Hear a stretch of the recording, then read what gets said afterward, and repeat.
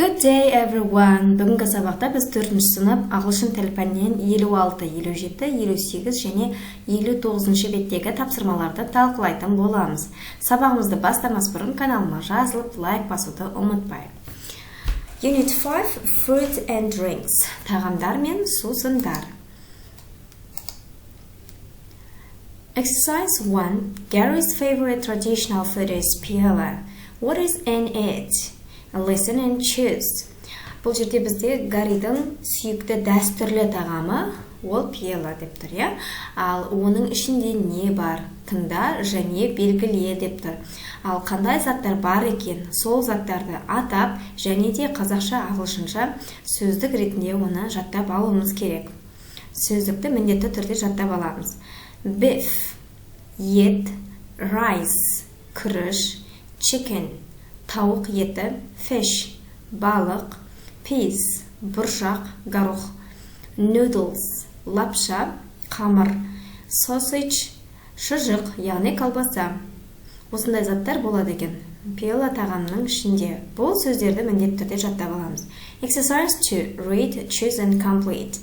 Бізде ұяшықта сөздер берілген. Cook, тамақ жасау, delicious, дәмді, beef, ет, fish, балық, vegetables, көкөністер деген сөздер берілген.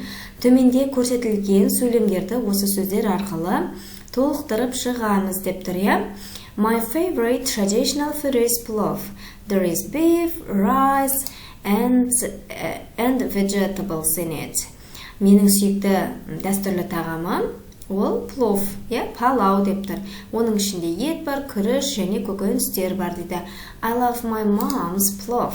It is delicious. Мен анамның жасаған палауын жақсы көремін, ол дәмді. What about you? What's your favorite traditional food? What's in it? Ал сен қандай дәстүрлі тағамды қатты жақсы көресің және оның ішінде не бар деп тұр, иә? Келесі. Hi Берек. My favorite traditional food is cocktail. Сәлем Берік. Менің сүйікті дәстүрлі тағамым ол коктейл. There is fish and vegetables in it. Оның ішінде балық және көкөністер болады. My grandpa can cook very well. Менің атам оны жақсы жасай алады. His cocktail is the best. Оның коктейл тағамы өте керемет деп тұр, иә? Келесі. What's your favorite traditional food? Сенің сүйікті тағамың қандай? What's in it? Talk with your friend деп тұр екен. Бұл жерде енді сенің сүйікті дәстүрлі тағамы қандай? Балалар, өзіміз туралы айтамыз, иә? Бұл жерде оның ішінде не бар? Досыңа айтып бер дейді. Мысалға былай жасақ болады екен. My favorite traditional food is бешбармақ. There is meat, dough, and an onion. Also we can add a potato and a carrot. Яғни менің сүйікті дәстүрлі тағамым бешбармақ. Оның ішінде ет бар, қамыр және де пияз бар деп тұр, иә? Сонымен қатар біз оған өз қалауымызша, яғни картоп, сәбіз секілді көкөністер салсақ болады екен. Exercise 1. Listen, point and repeat. Say the words in your language. Бірінші тапсырмада тыңда, белгіле деп тұр, қайтала. Бұл сөздерді және өзіңнің қазақ тілінде қалай аталады, солай атап шық деп тұр, иә? Яғни бұл сөздіктерді жаттап алуымыз керек, балалар. Алиф, зәйтүн, crisps, чипсы, pizza, pizza, cocoa, какао, vinegar, сірке суы, уксус, biscuit, печенье, sugar, қант, шекер, lollipop, lollipop, тәтті, cola, cola, lemon, лимон. Бұл сөздерді міндетті түрде жаттап аламыз. Exercise 2. Complete, then circle the odd one out. Say деп тұр, иә? Мына жерде бізде біріншісінде sweet деп қойыпты, тәттілерді, екіншісінде sour, қышқыл тағамдар дейді, үште salty, тұзды, төртінші bitter, ащы. Яғни осы қатарлардың ішінде қайсысы артық деп тұр. Odd one. out дегеніміз сол артық сөзді белгілеп көрсет дейді. Бірінші sweet'нің ішінде кола тәтті, ice cream тәтті. Балмұздақ пен кола тәтті, ал sausage бізде шұжығымыз, колбаса ол тәттіге жатпайды. Демек, артық сөзіміз осы деп көрсетіп қойған. Ал екінші sour бізде печенье бізде қышқылға жатпайды, Осылай сөздіктерді толтырып қоямыз бірінші балалар. Одан кейін артық сөзді белгілеп шығамыз енді. Бізде сірке су мен лимон қышқылға жатады, бірақ печеньеміз біздің қышқылға жатпайды. Үшінші salty, тұзды деп тұр. Ал тұздыға бізге не жатады? Тұздыға бізде пиццамыз, чипсымыз жатады, бірақ қант бізде тұздыға жатпай қалады, Демек, бұл жерде артық сөз қант болып тұр. Келесі төртіншінде ащы дейді. Бізде олив және какаомыз ащы болады, бірақ lollipop тәтті болады. Демек, тәттіміз артық болып тұр дейді. Енді астына бұлай әр бағанға сөйлем құрастыру керек болып тұр. Cola and ice cream are sweet дейді. Кола мен балмұздақ тәтті. A sausage is salty деп қоямыз, ол тұзды деп қоямыз. Осылай сөйлемді құрастырып жазуымыз керек екен. Енді әрі қарай бұл жерде біріншісі ғана жазылып тұр. Енді 2, 3, 4-ті осылай жазып шығамыз. Екінші, vinegar and lemons are sour. A biscuit is sweet. Сірке су мен лимон қышқыл, бірақ не болса, печенье болса тәтті деп. Үшінші, pizza and crisps are salty. Пицца мен чипсы бізде тұзды, бірақ қант тәтті деп жазамыз.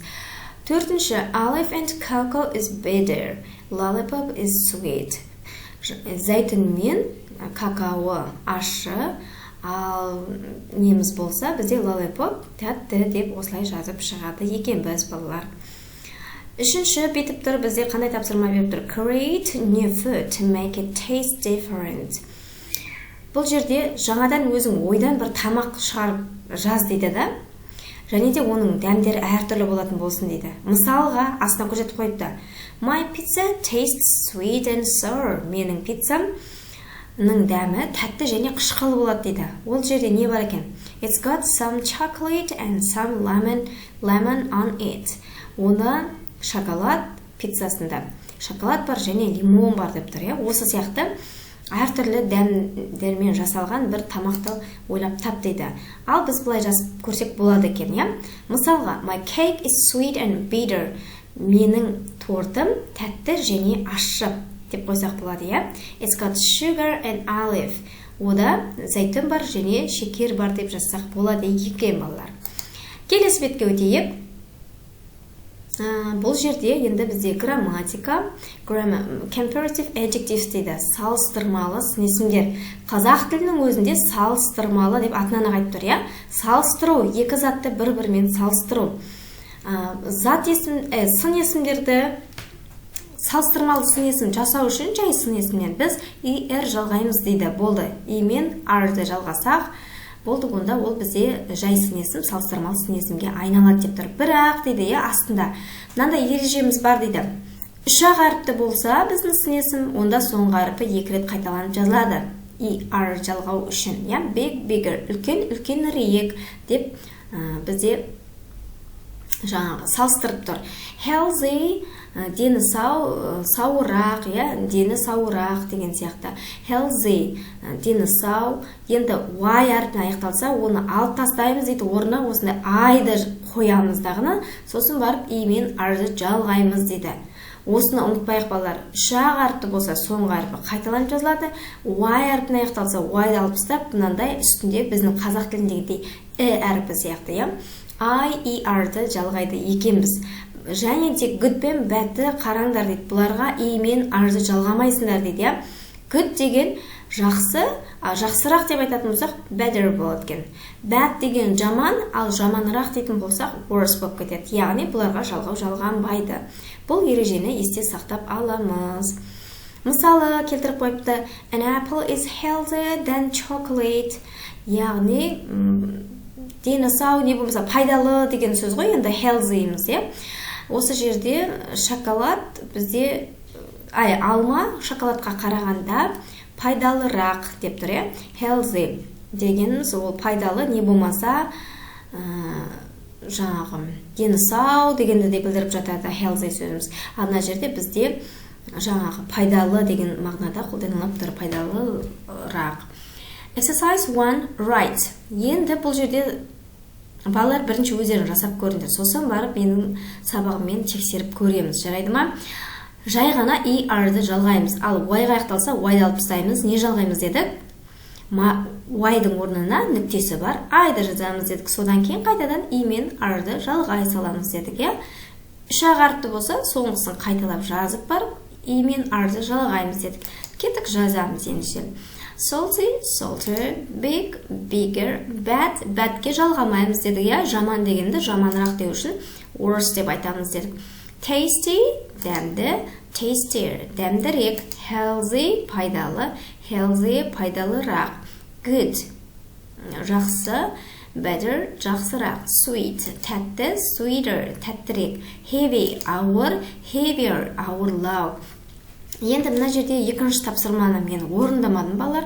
Себебі бұның қазір менде аудиосы жоқ. Бұны сыныпта өзіміз тыңдап, ең бастысы сөздікті білсек болды. Бұны белгілеп аласыңдар деген ойдамын. Exercise 3, read and complete. Бұл жерде бізде енді сөйлем берілген. Бұны ішінде сын есімдерді салыстырмалы сын есімге айналдырып жаз дейді, иә? Healthy, healthier. Мысалы, chicken is healthier than beef. Бізде тауық еті кәдімгі сиыр етіне қарағанда пайдалырақ деп тұр. Crisps are saltier than cheese. Чипсы сырға қарағанда, ірімшікке қарағанда тұздырақ. Chocolate is sweeter than biscuit. Шоколад бізде печеньеге қарағанда тәттірек. Fruit is better for you than ice cream. Жеміс ол саған балмұздаққа қарағанда пайдалы деп тұр, иә? Осылай жазып шығамыз. Exercise 4, let's play. Қанеке ойнайық деп тұр. An apple is healthier than a biscuit.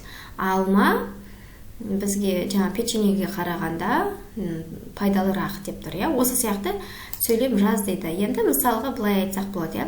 A бешбармақ is tastier than plov деп жазсақ болады, иә?